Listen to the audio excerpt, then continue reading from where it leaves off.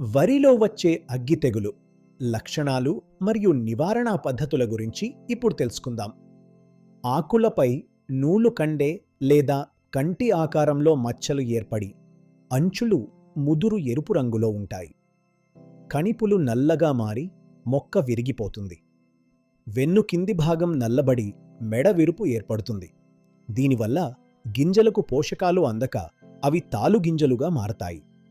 నివారణ కోసం విత్తన శుద్ధి తప్పనిసరి.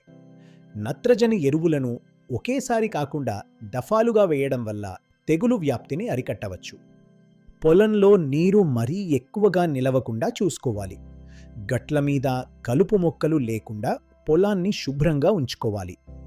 తెగులు గమనించిన వెంటనే ట్రైసైక్లోజోల్ లేదా ఐసోప్రోథియోలేన్ వంటి మందులను సిఫార్సు చేసిన మోతాదులో పిచికారీ చేయాలి.